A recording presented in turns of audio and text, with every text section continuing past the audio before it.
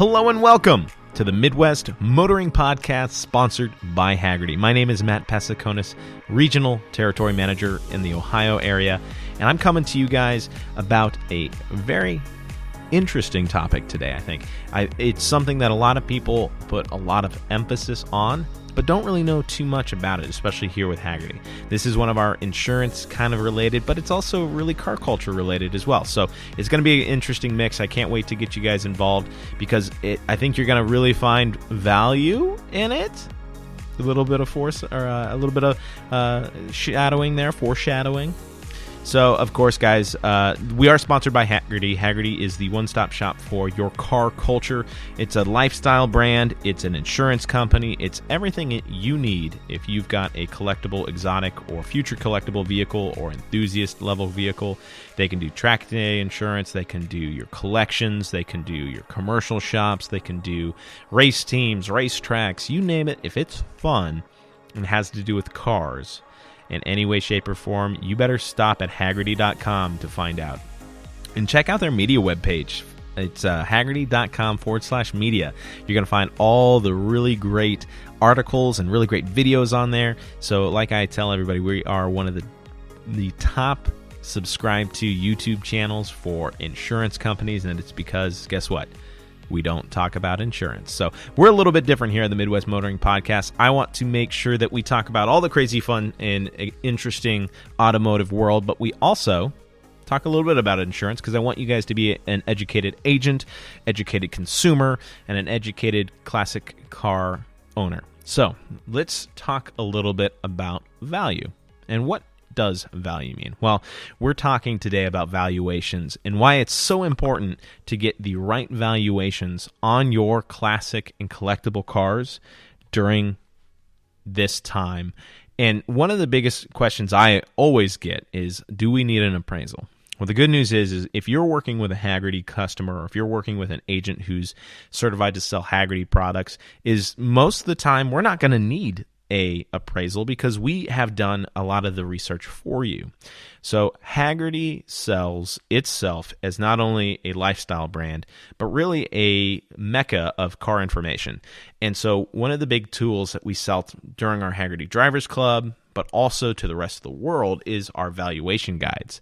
Well, we've been doing valuation guides for a very long time, and we have a dedicated team at Hagerty that really just focuses on finding out the best values that these cars are truly going for in the market. So some people go, well, you're just looking at auction data. Well, to those some people, I say, well, we do look at auction data, but we look at so much more. We look at peer-to-peer sales. We look at dealership sales.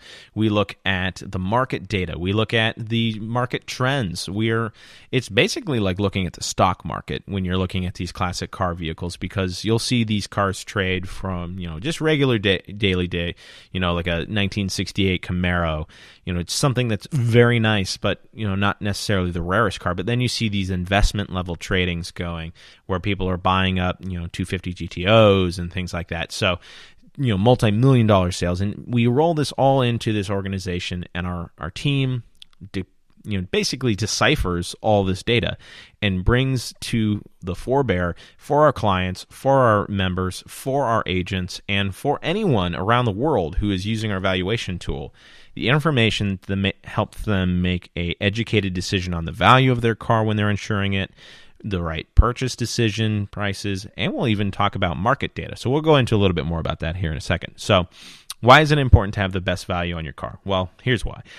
A lot of our competitors will use what they call stated value policies, and that basically allows them to continue to look at actual cash value vehicles of that make model. And a lot of times they're not using purpose-built data like we do, and they're going to use Kelley Blue Book, NADA, and those are great for newer cars. But when it comes to classics and exotics, there's just not as much info in those sources to give accurate data on Concours level cars, excellent quality cars, good quality cars, and fair quality cars. And we try to break it down into those categories to show you.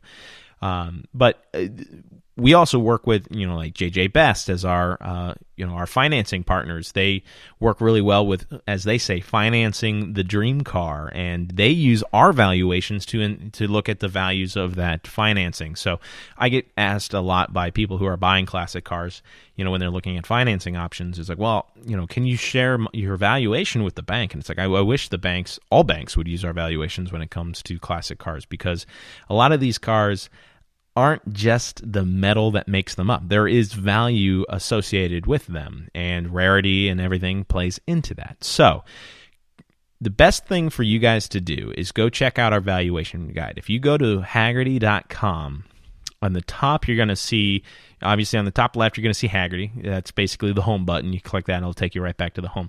But you're going to then see insurance, entertainment, lifestyle, and vehicle values. So those 4 pillars are what we're going to be placing up on that website. And the reason that we made those 4 the big ones that we have is obviously insurance is how we do most of our business. Entertainment is our media, our magazine, our videos. Lifestyle is like the shop. So if you go and want to buy some awesome t-shirts and things like that, we also do some more Hagerty Drivers Club stuff under lifestyle. But finally, our last pillar is valuations. So like I said, go check out your vehicle values. And we get a couple of different questions, and these questions get asked a lot. So I'm going to go through them. So why does it matter? Obviously, on a guaranteed and agreed value policy, you want to make sure that you have the right value on that car, because in the event of something happen, if you turn around and go, oh, well, what's my Corvette worth? Oh, no, I underinsured my Corvette by $12,000. Well, guess what? You're not going to get another Corvette. You can't just go out and buy your Corvette back, and you're going to be at that loss. So it's best to have the right data going into it. So not only are you being fair with the insurance company, but you're also being fair to yourself in the event of a loss. Now, when it comes to writing cars, we're pretty flexible on the values in terms of if you really don't want to insure the max value, we understand that. Not every car is going to be a Concours level car. But at the same token, you might have purchased the car 15, 20 years ago, and you only want to get what you paid out of it. Like, we understand. And so that's why we have that range of Concours level cars down to like fair. And we understand that, a lot of cars have excess modifications and things, but we don't take any modifications into the values that we report. We're specifically reporting on just those non-modified stock vehicles. And the reason we do that is because it's a great base. So that's another question we get asked is, how do we differentiate between a stock vehicle and a modified vehicle? Well, we basically use both in terms of trying to find a value, because you'll sometimes, like we mentioned, that 68 Camaro, you might have a resto mod that you've put a ton of money into, and it's not worth, it's worth maybe more than what a standard 68 Camaro would be.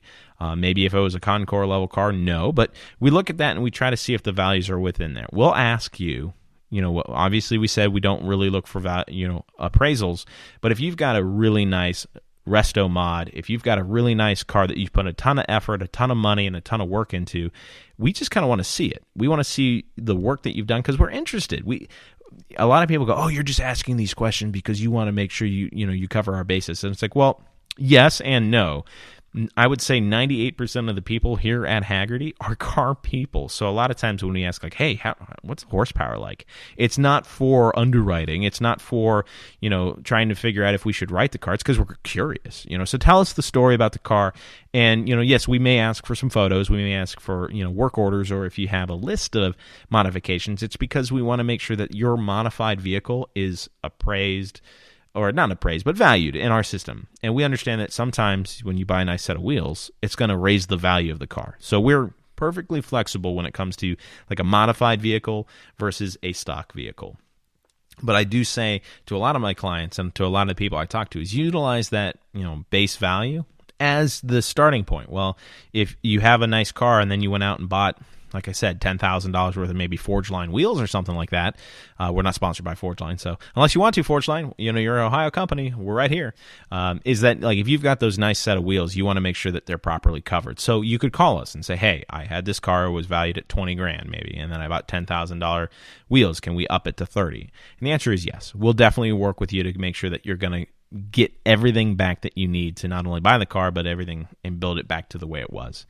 So how do we do the valuations? Well, we talked about that a little bit, is that we've got a dedicated team that sorts through market data and basically uses it like the stock market and tries to pinpoint the most accurate information on our valuations as possible. That kind of goes into another question that we got, which is, well, what if my car is not listed on the valuation? Well, if your car's not listed, there is a button that says request a valuation. I have to give a word of warning because I get this question a lot. When you click that button and you ask for a valuation to be requested, you're not actually going to get a request answered right away. What that's doing is going into a pool that says, hey, we've got, say, 175 people wanting us to appraise and value 911, 991 turbos. Okay. Well, if we've got that and we've got 300 people asking us to do this weird, Italian car, we're going to go with what has the most, the most requests. So you're basically being tallied as a vote to say, okay, I want you to tally and try to value my car. And you'd be surprised. I remember about 10 years ago, no, not 10 years ago. It seems like it was 10 years ago, but it was more like 3 or 4 years ago. I had requested that Haggerty do a valuation on my 2004 Pontiac GTO. And they didn't have it right away. And, I went ahead and I sold off the car. And then about a year later, I got an email back that said, hey, we recently reviewed the cost of GTOs if you want to go on there and check. So they do get to it. It's not something that's immediate. If you have questions like that, feel free to call us, though, because we do have other data that we just not, so maybe we have other policies that have vehicles on them that are similar in quality or kind. So we have an idea on the most collectible and most enthusiast level cars. So give us a call. Call Haggerty direct, and they'll be able to get you a proper value. And if they can't, they'll at least be able to point you in directions that maybe they can. And if it's something that's newer, a lot of times they're just going to use what the car was purchased at to talk about value. And there are some cars that will immediately jump in value. We're talking rare Porsches, special Ferraris, things like that. So make sure that you talk to us and have an open conversation about what you're expecting. What happens if the vehicle value on our report is different? So that was another question that we kind of talked about, which was, we will have that conversation. So if somebody had paid a certain amount of money for their car, but our values are, saying maybe that's $10,000 more, well, we understand that. And if you've got data to support it, whether it be a sales data, auction data, licensing data, give that to us, and we will absolutely wholeheartedly insure that car for that. There are times that we don't go back and check cars with our valuations. We learn that maybe the cars are selling for $200,000, and then we've gone 3 years before adjusting it, and you purchased it, then go, hey, I purchased it for $500,000. Well, that's something we can look at. And if you've actually purchased the car, good news. We can just kind of use that. So, and like I said, if we don't have the value, give us a call. Put in the request, because that lets everyone in our valuation team know that we love it and that we need that car insured. Because obviously, collectible vehicles come and go, and as anything, collectible is, I think, just another word for nostalgia. So as we get older and as the generations come and go, they're going to be looking at classic cars that are a little bit different than maybe the generation before them. So we have to be flexible just like everybody else does. So we're super excited, guys. Give us a call. Send me an email. Put a comment on my Facebook page for the Midwest Motoring Podcast. If you have any questions on valuation or how we do it, I'd be happy to answer them. But this is, again, just showing that our valuation report is used all over the world. We use it in Germany, the United Kingdoms, Canada, and North America, obviously, and the United States. So it's used all over the place. We have competitors that use it. People use it for market data. The nice thing is if you join with the Haggerty Drivers Club, which is $45 a year starting out, you get your magazine, you get access to our media sites and our discount partners. But one of the things that I think most people sleep on is you get lifetime data of sales data for these cars that we have. So you may see that, hey, 1965 Mustang was sold for XYZ when it was sold new. Then you see it dipped, and then a huge increase. And you can see the entire lifespan of that car or in 5-year chunks.